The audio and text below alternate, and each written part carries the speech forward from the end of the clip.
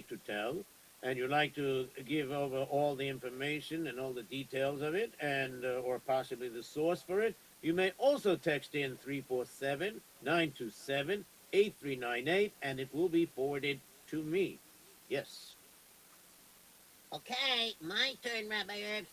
Okay, if anyone is looking to hire Rabbi Yitzy Erps for either storytelling, kayak from the Moya, extreme martial arts demo, whether it be for, of a abundant program, your yeshiva, your banos, your Beis Yaakov, whatever, your school, a private party, or a day camp, a bungalow colony, or sleepaway camp. So, of course, the number to call is 718-375-1294. That number again is 718-375-1294. Also, you should be aware if anybody's interested for information about art lessons, martial arts lessons, perhaps karate, private karate lessons, Qigong energy lessons, and so on. You could call also 718-375-1294 for more information. And please be aware that Rabbi Erps's books are still available in your local forum store, along with many of his CDs and a new one, too. And for those CDs that are not in the stores, you could call Rabbi Yitzy Erps at 718-375-1294, and he will be more than happy to send you a complete list either by email or fax. Wow, did I get everything in? I think so. I think we can now start. Okay, so are you ready for the story? Wow, Rabbi Erp, I cannot believe it. Could you see what happened outside? What happened outside? It's not raining. Oh, so what do you mean? Do you know it rained like 21 out of 26 days? You know that? Well, I wasn't exactly counting, but, rain is gishmei bracha, you know what I mean? Rain is like a bracha. Yeah, I know. Okay. Anyhow, so you got a story? Yes. Is it a sunny story? That's good. I don't know how to bust your bubble, but there's a 60% chance that there's going to be a shower. A shower with soap and water and shampoo? No. Like a rain shower. A rain shower? Oh, no, not again. Yeah, but it's supposed to start after 9. But then again, Hashem could play jokes on us, All right, anyways, ready for the story? Yeah, okay. So what story are you telling? Me? I'm telling the story? Well, a lot of people like you should tell the story, so go ahead and tell the story. Okay, there once was, 3 little pigs and no, that wouldn't be good, right? No, I guess. So I'll start the story and you do your usual thing. Oh boy, I got permissions not even on there. Okay. All right. Anyways, I don't think I ever told this story before. I don't remember it. I don't remember either, because if you don't remember it, then how can I remember it? That's a good point. Okay, anyway, so here we go. The name of the story, we're going to call it No Problem Too Small. No problem too small. Oh, was it too big? No. No problem too small. Okay, very good. All right, so we got to tell you about a few people. Okay, a lot of people? Well, if you don't understand about these people, then you won't understand the story. Okay, first we have to talk about I believe he's the first Kotzker Rebbe, I think, if I'm not mistaken, Rab Menachem Mendel Morgenstern of Kotsk. Okay, so what about him? Well, he's one of the people in the story. Okay. Then I want to tell you about a person who's known as Rab Shloime Zalman Lifshitz, and he wrote a sefer called the Chemde Shloime. All right, and what about him? He's also in the story. Oh, that's nice. Okay, so, And Yitzchak Meir Alte, Harav Yitzchak Meir Alte, known also by the name of the sefer that he wrote called Chidushi Harim. Oh, wait a minute. Isn't he like the first Gera Rebbe? Mm-hmm. Oh, wow. So, what's going on? So this story has to do with one more gadol. One more gadol. Wow. Who's this other one? This other gadol is, you ready? All right, here we go. Rabbi Yaakov Yitzchak Horowitz. He's a Levi, by the way. So it's Rabbi Yaakov Yitzchak Halevi Horowitz. Oh, the Chayzav Lublin. That's right. You got that right. So what do these 4 people have in common? They're in the story. Really? I mean, Well, if you stop, then I could tell how it happened. Oh, okay, go ahead. Well, anyways, Mendel of Kutsk, he was a very interesting man, a very big tzaddik. Okay. And he was not only just a big tzaddik, but he was very stark in emeskite.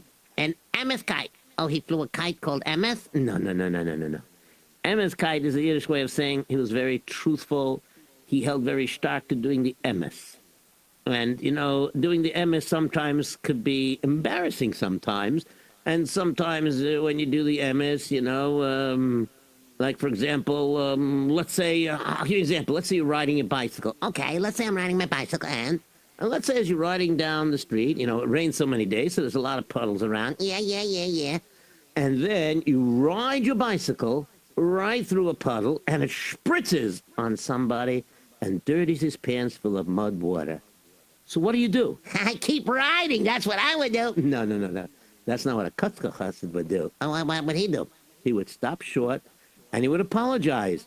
And he would ask, that came from the muddy water that I, by accident, ran through, and I'd like to pay for your cleaning bill and things like that. Now, of course, most people, they just like, if the guy didn't notice you doing something, unfortunately, some of us are not very scrupulous. Scrupulous, that's a new word. Is it in the dictionary? Yes, it is. And, some people are not scrupulous, and therefore what they do is they just go over and... I know. They just make believe they didn't do it. Like a guy's going and he says, oh, there's no hanger over here. Oh, let me see. Vayifam povafo. Boom. Knocks off a coat off the hanger. Puts his coat on instead, right? That's right. There's some people who do that. But anyways, the Kutzer Hasidim, their Rebbe, Reb Mendel Morgenstern of Kutsk, he pushed very strongly that they should be always emistic, no matter what. No matter what. Okay? And so sometimes that could make them look like a Balgaiva. Huh? How could that be? I mean, if they're doing the right thing. Well, let's look at another scenario. Okay? Let's say there is a person that's a very good carpenter. Okay? He's a very good carpenter. Now, in Hilchas Lashon Hara, it's brought down like a marshal, let's say somebody needs a carpenter. He says, are you a good carpenter? And the guy says, yes, of course I'm a good carpenter. Baruch Hashem, I know my work very well. So he might think maybe she's called Balgaiva. But, he has to tell her he's good if he wants to get the customer. Of course. But then if the guy goes over and says, excuse me, but are you better than Shlomo Zalman or Chaim Shmikel or Chodshi Votchkis? And if he is, he has a choice to say, I don't want to speak about it. Or he could simply say, I never saw their work, so I can't say. Or he could tell the real truth. I've seen their work. I'm so much better. You know what? I got to tell the truth. Okay. Unfortunately, I don't want to chas v'sholom put them down, but yes, I am better than them. Now, of course, that could lead to gaiva, lashon hara, and so on and so forth. But on the other hand, it's also telling the emes. Now, you're allowed to speak certain things that may be construed as lashon hara if it's for Ta'elis, and it follows all the halachic standards, which we're not going to do that now because we want to tell the story. Oh, okay. So, therefore what? So sometimes when these people from Kutsk, the Hasidim, sometimes when they were doing emistikite, sometimes they were misinterpreted. And sometimes, some people thought that they knew better, and the Kutsk knew, let's say, a certain truth, and they would be forceful about it, and the other person wouldn't like it. So basically, in some places, not all the Kutsk Hasidim at that time were well appreciated. And of course, many people did not realize how great of a tzaddik Menachem Mendel Morgenstern of Kutsk was. So this story, based on the time periods that all these four tzaddikim lived, I would say that this story happened somewhere in the early 1800s. Okay? So that's, if you're going to ask me exactly what year, How'd you know my question? no, because I figured that you would ask. I cannot tell you if it happened 1801 or 1830, but I could tell you it definitely happened before 1839. How you know? Because the one that served as the Av Bezdin in the Warsaw town, there was the Chem de Shloima. Oh, that's the one you said was Reb Shlomo Zalman Lifshitz. That's right. So he was nifta in 1839, so it had to happen before he was nifta. So therefore, it's the early 1800s, okay? It could be anywhere between 1800 and 1820, or the most, 1838, okay? Okay, now we got all the background. Now what happened? Okay. There was this shaychet. Now, it doesn't say in the sefer the name of the shaychet. So you don't want to call him Poloni Ben Bloni. Right. So therefore, let's give him a name. Okay, how about me? You? No, me, not you. No. I mean, you mean I should call him Yossi? Yeah. No, I don't want to. Well, why not? Because you're Yossi. I'm going to call him Zanbo. Okay, Zanvo. Okay, Zanvo, are you there? 1 minute, I'm right here. Shalom Aleichem, what you got over here? Some chickens, okay. It's no gefällig, I'm gonna shecht the chickens. You know something, you're the only sheikhet here, and we don't have another sheikhet, so I hope you're an emistic bench, and I hope you're reliable. And why shouldn't I be reliable? I've been a sheikhet here for maybe, 10, 15 years, maybe more over here, you know what I mean? Come on, you can trust my shlita. I have all the kisav kabbalas and everything, from a lot of rabbanim. Okay, I'm telling you, your shlita is good. Don't worry. Okay, I'm very careful. I don't rush to a shlita. You know what I mean? I do it the right way.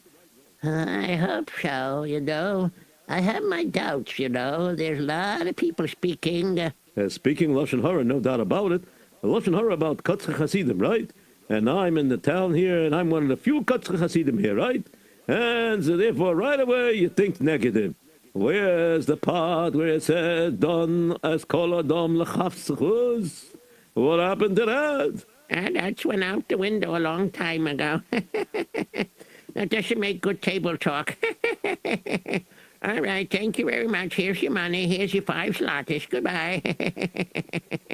All right. All right, Baruch Hashem, I shechted all those chickens. It's gewaldig. I'm very happy for the person. It's gewaldig. No, let me get invited. What's this? Hey, what's going on over here in front of my store? What's going on over here? I tell you what's going on here. It's a stick of machloikish, where the parshat in the emor is like this, or like that, okay? And what do you think? You're asking my opinion. I think it's like neither. It's basically, and he gave a third way, of course, and it made sense, but they couldn't be maida that a Katzcha Chassid knows better than them. And they said, yo, Mashiach, yo, a Katzcha Chassid. This doesn't make sense what you're saying. Yeah, it doesn't make sense. It's a Mashiach. God's a Mashiach. Your pshat is it has no beginning, no end. What are you talking about? You can check it out. I'll tell you it's firm. You could look in and you could see for yourself. You probably fixed that, you know what I mean? Okay, goodbye. And of course, just people began, just simply because people badmouthed the Katzcha Hasidim there without any foundation. Okay, because, sometimes there are people that are, I don't know if you want to use the word ibechenyok, but I mean, like, they're too zealous when they're doing a mitzvah. They're overdoing it. But the Katzcha Hasidim, they did it for real. It was no shtick. That's the way they believed, to do it the emistic way. If you do something, you do it the whole way. Like Marshall, if you're fixing a pair of shoes, you don't fix a pair of shoes that should fall apart a day later. You fix it that you hope it's not going to fall apart. If it falls apart a day later, he'll bring it back to you, fix it again, you make more money. But that's not the way it's supposed to be. So, anyways, so what happened was this Katzcha Hasid went on without a problem. Then one day, there was this lady who came to the Sheikhet Zanbo. Oh, Shanbo, how are you? Baruch Hashem, and how are you? So, what can I do for you, lady? Well, I moved to this town not so long ago, and I heard you're the Sheikhet. Even though you're a Katzcha Chassid. Please, lady, don't believe all this lashon hara that goes around it. It's probably more a mitzi shemra than anything else. I'm telling you. Okay, so so tell me what it is. What's the problem? Well, I tell you like this. I have no problem. I heard that you charge 1 zlata per chicken that you shecht. Is that true? Yes, that's what I do. And if you have a cow, you charge like 15 zlotys? No, no, no, no, no. It's like a big behemoth, but a regular standard cow, it's a 10 zlotys. Okay. Okay. So, let's start with these chickens over here, okay? You know what you're doing. Listen, I've been a sheikh for a long time. Trust me, I have experience. It's not my first day on the job. I hope so. What are you doing? What are you doing? What are you doing? What do you mean, what I've been doing?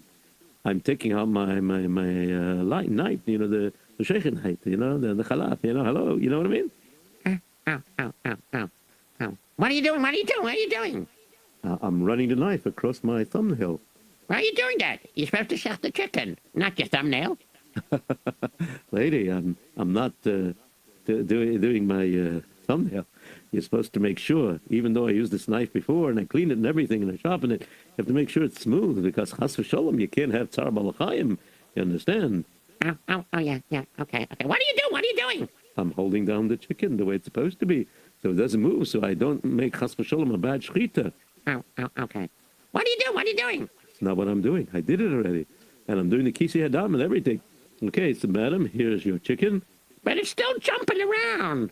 Of course it jumps around. The nerves still work for a couple of moments, But don't worry. It's not going to come back to life. Okay? Listen, Hashem created it for us to eat. It's Beferish Apostle that he gave this for us to eat. Okay? No. The B'nai Noach got this command. Okay? Anything else? No, very good. And this lady started to come very often to the sheikhet because she had a nice-sized family. And there's one child, and we'll call him Itzikel. Itzikel was a very smart boy, and he was learning very well. But you see, some people don't realize that there's a difference of repeating what you learn and using your head to think. What exactly you mean, Rabbi Erps? Well, let's put it this way. Let's say a Rebbe is teaching a pasuk in Chumash, and the Rebbe says, "Bereshis, in the beginning of Bara Elikim, when Hashem created Eisa Shemayim, the heavens, Veisa Aretz, and the earth." Yeah, so your point is? So now the Rebbe translated. He can explain what it means, that the earth and the heavens were created at the same time, and he can explain why he says Shemayim first here, and later on it says earth first, because until man was created, or put into place, depending on what pshat you follow, the bottom line is that the heavens were important at this present moment. You understand? So therefore, it's Shemayim first. You can talk about it, but when the kid is going to repeat a pasuk, he's going to repeat the translation. And your point is, I'm not sure I follow. Rabbi Erps, let me get this straight. So he says a pasuk, right? Yes, that's right. He says a pasuk, yeah. Okay, so now after he says the pasuk, Rabbi Erps, so what are you saying that his mind is repeating but not thinking? Well, because when a person becomes, let's say, around the third grade. Yeah. Well, in the third grade, then they start learning Mishnayos in most schools. Some learn a little earlier, but they learn Mishnayos. Now, sometimes the Rebbe may say, "Hey, uncle, touch me a favor, do me a favor. Can you tell me the difference between Rabbi Meir's holdings and Rabbi Akiva's holdings?"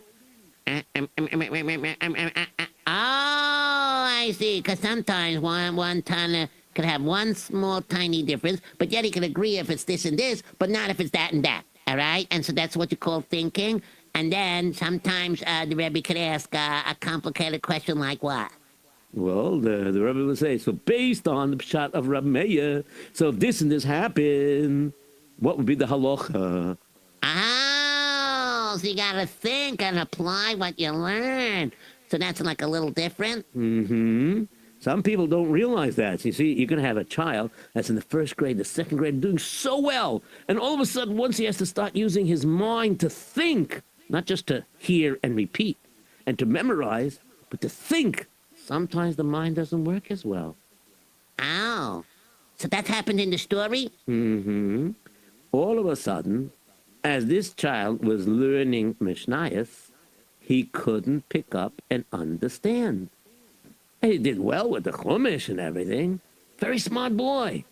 And the mother was worried. Oh, dear. This is terrible. What could be? What could be?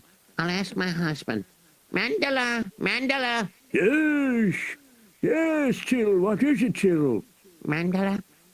You know, you come home late from work, and you told me I should chasher the Mishnayos with our little boychicle, yeah? Itchicle, yeah? Yes, sure. Yes, no. Anyways, I was hustling, and nothing goes in his head, and I tried to ask him the difference between Rabbi Kiva, Rabbi Meir, and he doesn't know. He doesn't know. It just doesn't go in his head, no matter how many times I repeat it. Ich hab do the Yiddish tights. I have the Yiddish tights over here. I'm repeating it back, and it's a guy that around his cup. It doesn't go in his head. Well, let's see what's going on here. Okay, Itzikel, come here. Let's do the Mishnah together. Okay, are you ready? Yes, Tati, I'm ready. All right. Okay. So here.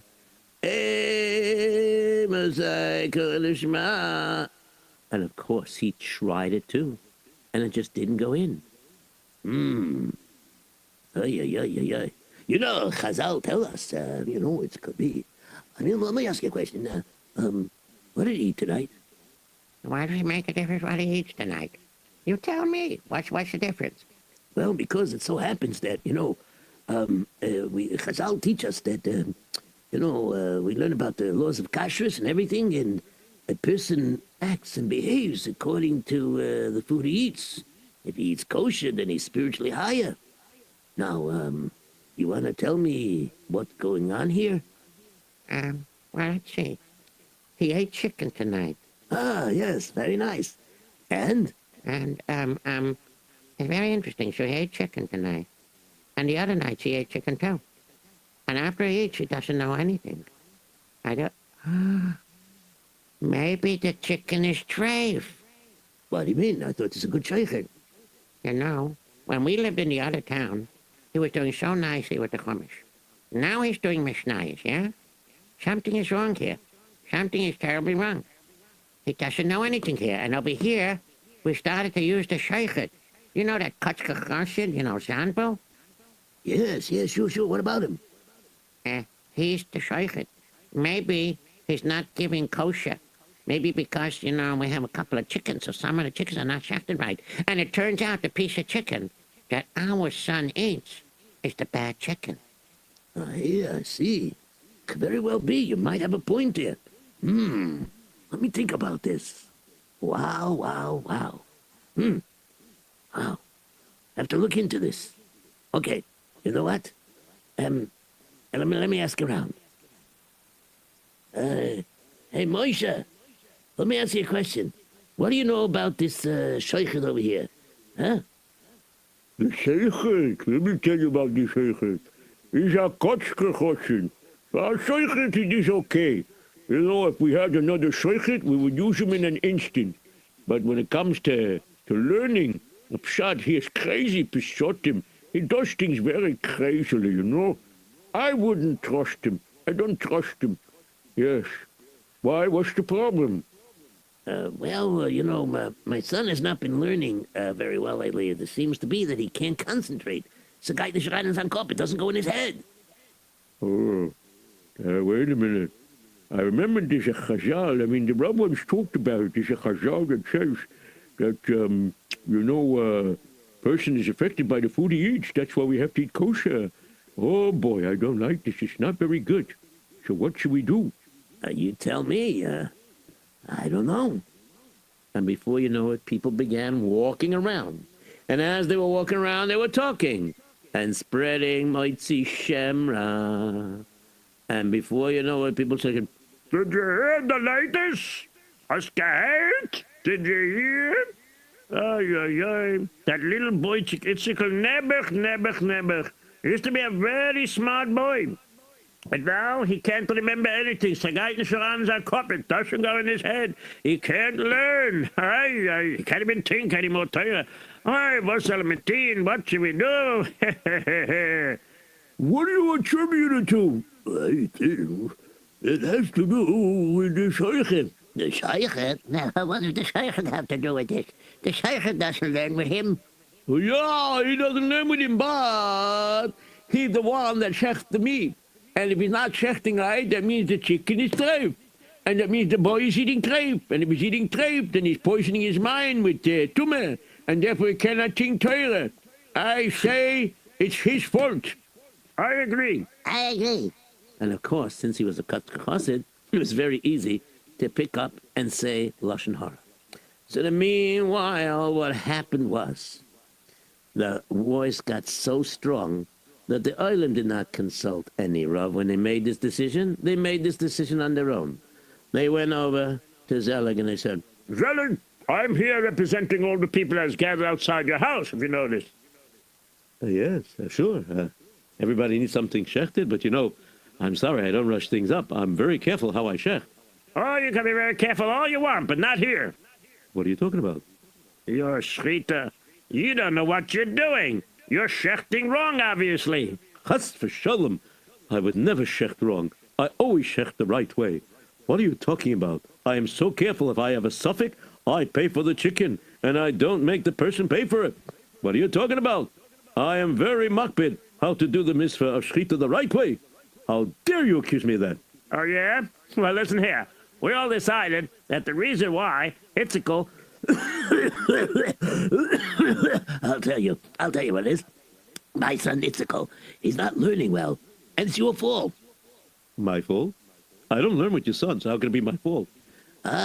Because ever since he's been eating the shechita from you, he's not able to think. But other people eat my shechita. Yes, but he's a young, gullible boy, so it takes time to work on his mind. But that doesn't take so much time because, whatever it is, it's your fault. You're fumfering to give me an answer. I don't get it. Why don't you check him out and find out maybe he has something medically wrong with him? There's nothing medically wrong with my son. There's something medically wrong with you. What do you mean medically wrong? You're not doing something right. I'm sorry. We decided... I'll tell him already. I'm the partners here, so I'll tell him. We decided that you're no longer the shechet here. And we want you to pack your bags, and within 1 hour, there's going to be a wagon over here right in front of your house. In front of my house? What for? Because we're moving you out of town. And we're going to tell the wagon driver to drop you off in a town so far away from here, you'll never come back here. Now, get moving, or else we'll send you out of here without anything. But you don't understand. You're taking away my panasa. I'm a good sheikhet. There is nothing wrong. You can't blame me for him not knowing anything. That's not my doing. I have nothing to do with that. Oh, yes, you do. You're serving treif. I'm not serving treif. Maybe she's doing something wrong. Maybe she's not salting the chickens right. Maybe you're just not good. Goodbye. 1 hour. And sure enough, they waited for that 1 hour. And when that 1 hour was up, what they did was they had this little wagon waiting there. And the sheikhet and his family went on the wagon with their belongings. And the wagon driver said, "Oh, where shall I take him?" Hey, take him far away from here. The further the better. Okay, no problem. And so the wagon driver began to gallop the horses. And they were going faster. And as they were going faster, the wagon... I know, the wagon was bouncing up and down. Right? Yes, that's right. And then, what happened next? So what happened next was that this wagon was passing the first town that they came that was outside of that other town. And immediately he went over, and the sheikh had said, do me a favor. Can you stop right here? Oh, but they told me I should take you as far away as possible. They paid me for 2 days of traveling time, so I gotta take you a far away place that's at least 1 day away. Well, I'm sorry. We're getting off here, whether you like it or not. Okay? And you're gonna stop the wagon, or do I take over the reins? All right, don't take over my horses. Okay, I'll stop the wagon. Hold on, horses. And the horses stopped. And Zelig and his family got off. He set up with some money that he had left. He set up his wife and children. They should be in what they call the hegdish. It's like a Hachnosas Orchim house. And he bought them a little food because he knew that he doesn't have that much money left. And he wasn't prepared for this. So therefore he didn't know that he had to save so much in advance. Meanwhile, he went to the Rav of this particular town. And he knocked on the door. Wer ist dort? Komm heran, Joe. Schulde war Rechem, Rabbi Yitzy. Was kann ich tun für euch? You know that town that's right before here? Yes, yes, what about it? Well, I used to be the sheikh there, Uh-huh, uh-huh. and I they make it up a billboard, like Moitzi Shemra, a libel about me. You know what I mean? And they just fired me from being the sheikh without any proof or anything. And you know what I mean? Why are they so prejudiced against you? Well, it happens to be that I'm a chassid. Yeah, that's pretty obvious the way you dress. Yes, yes, yes. But I'm a kotzke chassid. A cut concussion, huh? Very tough case to judge. I'm sorry. I'm too old of a Rav, and I can't handle this. No. I'm sorry. I can't call the heads of the town to the entire. I'm sorry. I can't do this. No. No, I can't do it. And of course, he traveled to the next town. And the next town, it was a very interesting bub. True. Let me get this straight. You are sheikh, but you're a kotzke chassid. Mm-hmm. And they fired you for no reason. They're claiming that he doesn't know his work. It's not going in his head because of your bad shchita, but they have no proof, right? That's right. But you're a kotzke chassid. That's right. It's going to be a tough case to deal with. I'm sorry. I just don't have the kaiches for this. You'll have to go somewhere else. I'm very sorry. Okay, not the problem. Everybody's so scared over here. And finally, he reached Warsaw. Now, Warsaw was pretty big. And at that time, I know. Let me guess. In Warsaw, it was the Chemda Shleimer, Rav Shleimer Zalman Lifshitz. He was the Rav in the Am Bezdin. that's right. And he heard the case. So that's the story, huh? I hear everything you're saying. Okay. Now, of course, there could be a lot of reasons why that child doesn't know his Mishnayos. But doesn't mean it's because of your shchita. Yes, it's true that it's brought down a source that describes that if you eat treifus, then it affects your mind and you can't think clearly. And, you know, yes. If you feed yourself with spiritual things, you also will be more kedushidik. Yes. All right, I will take upon myself this din Torah. Yes, I will send out hazmanas for the din Torah. And sure enough, Rab Shlomo Zalman Lifshitz sent out hazmanes for a din Torah. He sent out hazmanes for the din Torah. And then the Kotzke Rebbe, who was in Kotsk, Rabbi Menachem Mendel Morgenstern of Kotsk, he had, I would guess you could call it, Ruach HaKodesh. And he saw with his Ruach HaKodesh, he heard that one of his Hasidim, Reb Zelig, the Shoichet, was calling a din Torah. And he heard what happened. So he called Rabbi Yitzchak Meir Alter. Rabbi Yitzchak Meir Alter would be eventually the first Ger Rebbe. He was known as the Chidushei Arim. I know because of the Sefer he wrote. Right, so go ahead. Okay. Anyways, the Kotzke Rebbe said, Herr Tzirtzi, Rabbi Yitzchak Meir, come here, please. I want you to go to Warsaw. Go to the Chemda Shloime. I want you to go to the Chemda Shloime, and I want you to stand up and speak up for the greatness and the kashrus of the Yid Zelig the Shoichet. I want you to do that. And Rabbi Yitzchak Meir said, of course, if the Rebbe so says, then I will go. And so Rabbi Yitzchak Meir Alter, he left immediately. And eventually he got to Warsaw. And when he got there, he sought out where the Chemda Shloime was. And he came there. And the Chemda Shloime looks at him. And he says, Rabbi Yitzchak Meir, I can't believe it. What are you doing here? What's the purpose of your visit? The purpose of my visit is very simple. You see, this person, Zelig, is innocent. And Mendel, Menachem Mendel, the Kotzker Rebbe sent me, I should go here and speak up for the integrity, for the yashris of this person. Yes, very important. I hear what you're saying, but Yitzchak Meir, a big masmid like you, a Baal Midas Toivas, a person that sits and learns all day and night, how could you take off time for this simple little shaykhit? So you're saying you don't want me to be here? If it would be nearby, but it's going to cost so much bittul Torah if you're here. Why do you come here? Could have sent someone else. Could have wrote a letter. It's not the same.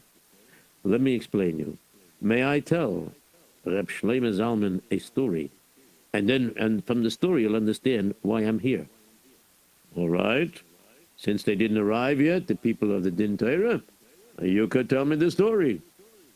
All right. You see? There was this person who we're going to call Zelig.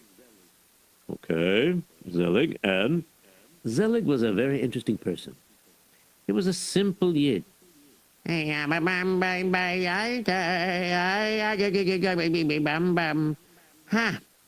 Baruch Hashem, I don't ask from the Rabbeinu Shalom a lot of things. Rabbeinu Shalom, you know me, Zelig, I'm a simple person. I don't ask for much. I just ask that I should have enough food and drink and shelter for my family. That's it. I don't need fancy schmancies. No. I have a small wheat field. Sometimes it goes a lot, sometimes it goes a little, but that's what I have. Anyways, I know that I'm in the wheat field. I got it, And the summertime, I make some money here and there because then it grows and then I harvest it in the winter. It's very schwer. So what I do is I sell whatever I grow, and then from that I use the money for the whole year. I don't live in riches. I'm happy the way I am. I sit and zoek Tehillim. Not the biggest marksman in the world. Maybe if my parents could afford it, maybe I would have been. But right now I'm not. I'm a Tehillim zuger. Das alles. But my kids, Kanai, they're going to be better than me. Because one of the things that I made sure to do is something that I didn't have. I got them a Rebbe. They have a Rebbe. I pay this Rebbe. He sits by my dish. And we feed him. We give him some panosha so he could send home for his family. Yeah. Baruch Hashem. I'm so happy. Yeah.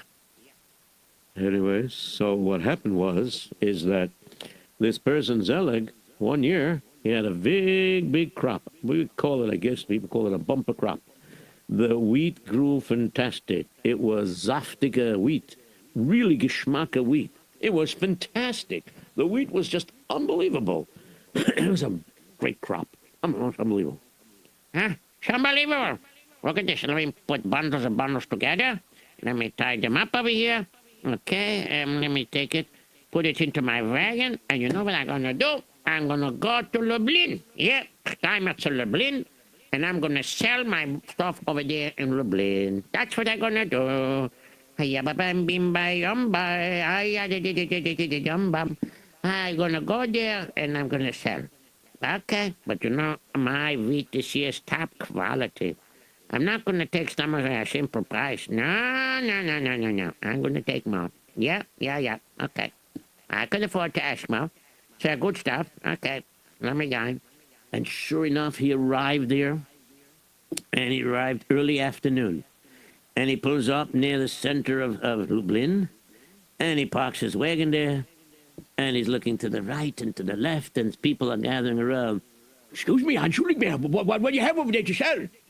I have over here a bunch of wheat. Want to see it? Look, it's top quality wheat. Wow, this is gewaltig. Ja, sure, sicher. Yeah, it's very good. I like it. Yes, it's a very fine quality. I like the quality. It is better. It's not spoiled. It's not rotten. It's very good quality. It's top quality. Okay, I'll offer you 1 ruble a bundle.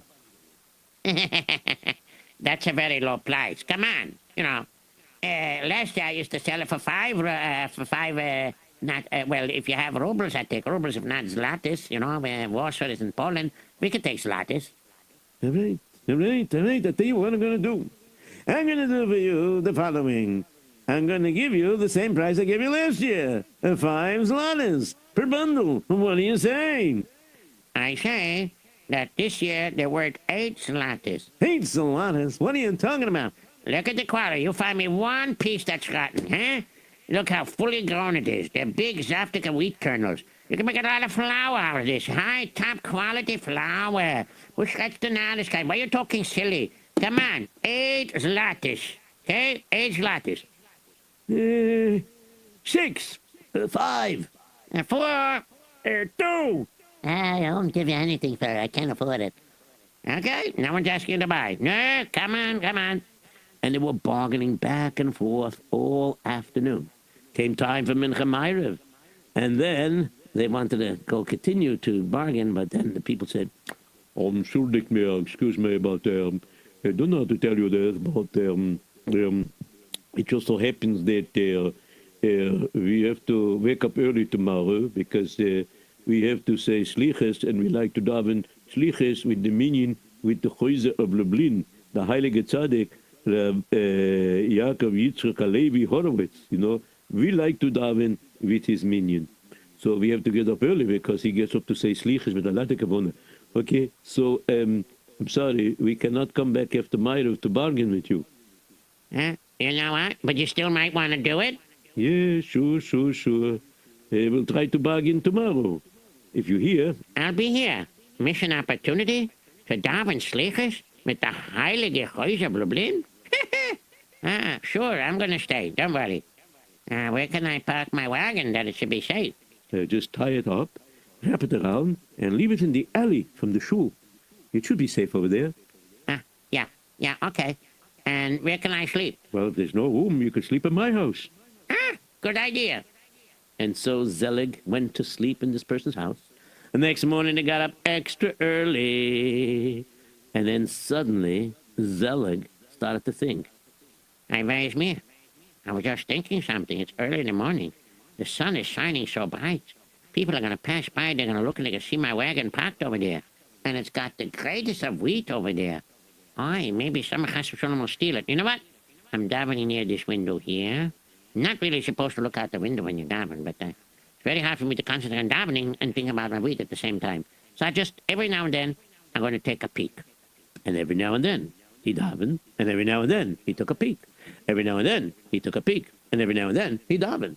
A little of this, a little of that. And then it was a long Shemona Esrei. And they were davening and davening this long Shemona Esrei. And suddenly Zelig finished. I say shalom b'mchayma, I say shalom alayni, I'll call you through mine. Okay, now, there's a lot of people still in Shemona Esrei. Oh, the Heilige Tzaddik is middle of Shemona Esrei.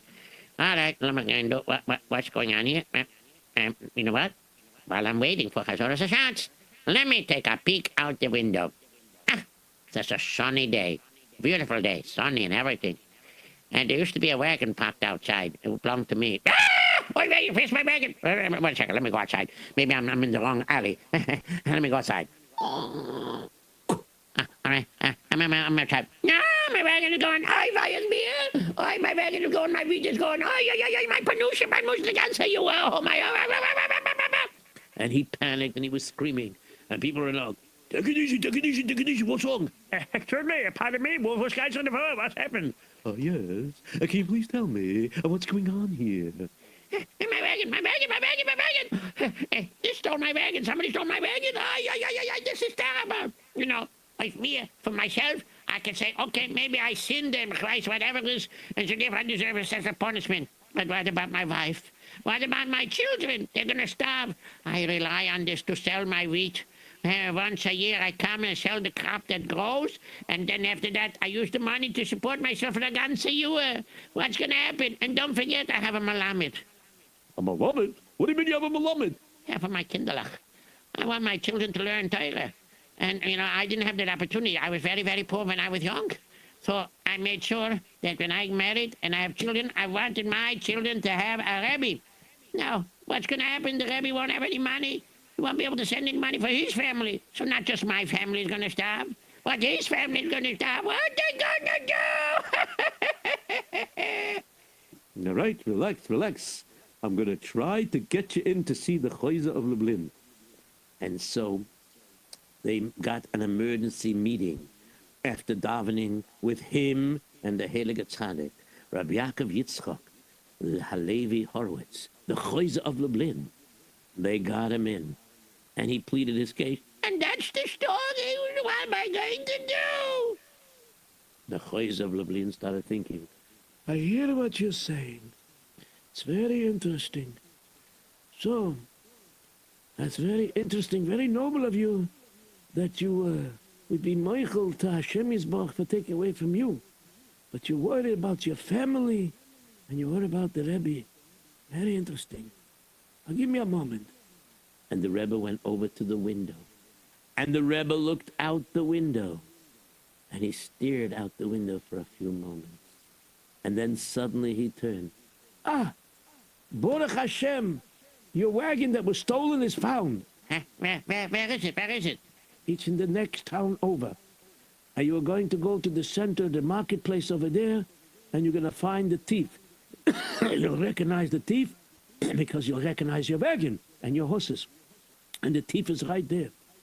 And I just want you to understand that the thief only so far managed to sell 2 bundles of wheat. There's still the rest over there. So, if I were you, I would go to the police and give the exact location. Here, let me write it down for you. And so the Chozeh of Lublin himself wrote down the directions and exactly where they could find this guy. And he went to the police. And the police said, all right, not problem. Okay, understanding. We're going to go with you. It's very interesting. You told me the big rabbi over here said to go. I trust him, and I heard a lot of miracles from him. Yes, don't worry. Yeah, I'm going also. Come on, let's go. And the 2 police officers went. And they traveled to this next town. And they arrived there. Of course. Okay, can I do the horses? Okay, do the horses. And they went a little faster. And they finally got there. How was that? Okay, but we have to pick up speed because time is running out. So let me tell you what happened. They got there, and they went to the marketplace. And the 2 police officers were together with Zelig. And Zelig looked, There he is. There he is. That's my wagon. You'll see my initials on the bottom over there. You see it? That's my wagon. And you see the horses? Yeah, they're mine. And if you don't believe, you look in the back by the horse's left foot. You're going to see my branding iron over there that has my initials from my, place. It's my horse. You'll see. All right, let's go. let's go. Let's go. And they teamed up with the police over there. And they went, and this man was selling, waiter, got your wheat here, wheat here. Anybody want to buy wheat? Come on, come and buy your wheat. Let's go. Oh, hey, officer, would you like to buy some wheat? No, don't want to buy wheat. I want to buy you to rescue. Yeah, what are you talking about? And Zelig said, You're a ganef. Yeah, you're not the chief. How could you be like this? You went against the Torah and you stole from me? Chutzpah. This is my wagon. no, it's not. It's my wagon. Yeah, your wagon? Is your initial Z? And then on the horse? And this man is the ganef. Arrest him. And sure enough, they arrested him. And then when they were coming back to the city where they were, where that shtetl was, so when they were coming back there, and Zelig was riding together with the Ganav, and the Ganav said, please, sir, I'm a poor guy, and, I did this, but I mean, I'm a yid, please have mercy on me, don't have me arrested, please drop the charges, you're a yid that has mercy, no? I'll have to think about this. And when they got to the shtetl, the police said, All right, we're going to take him in jail. yes, we're going to take him in jail. What's going on over here, everybody? Yeah, what's happening? I don't know. The police over here, they have this kid over here, they put him in handcuffs, ich weiß doch nicht. They chained him up, ich weiß, they're taking him away. And suddenly, the thief turned around to Zelig and said, "Can you do me a favor, huh? How did you know where I was? And how did you know how to find me?" That I could tell you. There's a holy tzaddik here. More holy than I realized. The Choish of Lublin. He's a very big tzaddik here, you know? "Oh, yeah, I heard a little bit about him, but I don't believe his stories. Rabbi Yitzy, you know, that guy, Horowitz." Yeah, that's him. "Wow, cool. So he knew? Okay. Could I please see the rabbi, please?" Just a minute. You can't see the rabbi right now. You're under arrest for stealing. "And we're not letting you go, even if he wants to let you go. If he lets you go, you'll steal from someone else. No, sir. You're going to jail. But please, can I see the rabbi?" All right. We'll let you see the rabbi, okay? But under one condition. You're going to be under heavy guard, so you don't escape. And so they brought him to the Chayz of Lublin. And when he looked at the Chayz of Lublin, you would think he would ask the Chayz of Lublin for ways to do tshuva. But this guy was so far gone. Instead, he looked at the Chayz and he said, with chutzpah, he said to him, "Hey, Rabbi, it's amazing you got this Ruach HaKodesh, and all you can do with your Ruach HaKodesh is look to see what a ganef is doing, what thieves are doing. That's what you should be using your thing for much holier things." And the Chayz of Lublin was not one to be, trifled with. But at the same time, he normally wouldn't insult somebody. But here he saw the chutzpah of his ganef, and he felt that he needs a lesson. So the Chayz of Lublin did not raise his voice, but he said pretty firmly, Herzlich Yid. I am helping Yidden. No problem is too small for any tzaddik, for any frum Yid, any kosher Yid. You see, I'm helping this Yid because you didn't just steal from him. And it's not just your thievery that I'm looking at. You caused that this man should not have panosa. You caused that his family should be starving. You caused the malamed to be starving. That's not good. So you see, I am helping my fellow Eden. I am using my Ruach HaKodesh for good things. Now, officers, as much as I hate to say it, you may take him away. and sure enough, they took the thief away.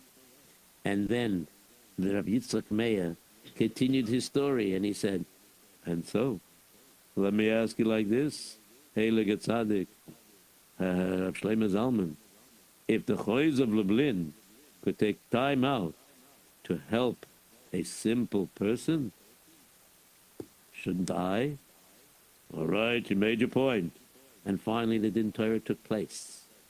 And then when the Chemdes Shlomo, Rav Shlomo Zalman said, All right, as I understand, there's a witness to testify about the integrity of Yitzchak Meir Alter. Rabbi Yitzchak Meir Alter is here to testify to the integrity of Zanbal the Sheikhet. Okay? Want to testify?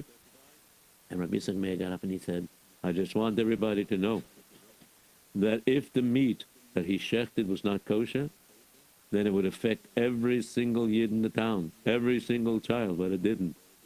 The fact of the matter is, when these people came to the town, they came at a time right after he finished learning Chumash and was moving on to Mishnayos. He has a good memory to remember things, but his mind is not good for figuring out logical things. And that's the problem. There was never the shechita. Never.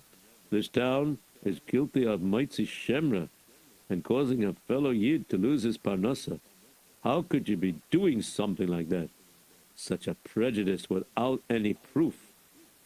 and of course, the Chemdes Shlomo, Rav Shlomo Zalman heard everything, heard the testimony of everybody else there, and realized that this was a bilbo, and ordered that the town should rehire this sheikhet, even though he's a Kotzker Chassid.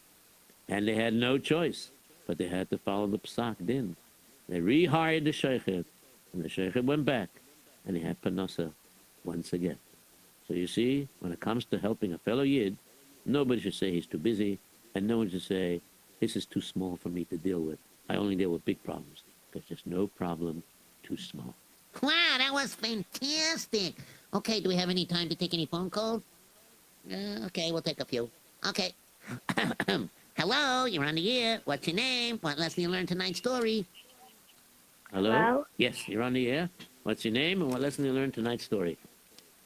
Hello. My name is Benjamin Sitler, and I wrote that you should never give up. And can my brother say something? Okay, real fast, as long as you said something good. Never steal. My name's Ari Sitler. Very good. And make sure you give regards to my grandson. Okay? I forgot last week, too. So now that's I'll why do it this week. that's why Hashem let you get in again this week. So you should make sure you remember this time. Okay. Okay. Bye bye. Okay. Bye. Okay. We have time for another call. Okay. Hello. You're on the air. What's your name? What lesson you learned tonight's story? Hello. Hello? Are you there? Hello. Okay. We'll go to the next one. Hello. Are you there? Can you speak a little louder? Because I don't hear you.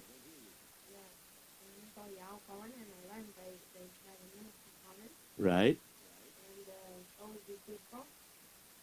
Yes, you should be truthful. You have moons of common, yeah.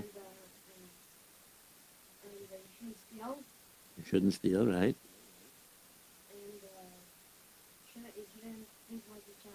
You should not speak much to Shem. Good. Very good. You'll listen real good tonight. Very good. Okay. Thank you very much. Okay. Do we have time for any more calls? That's it. Okay. It's all the time we have. Sorry about that. I had no idea how long the story will take because I never told this story before. Wow, okay, so until then, I guess until next week, everybody have a wonderful Shabbos. Goodbye! Goodbye. Anywhere, anytime, for everyone. This is J.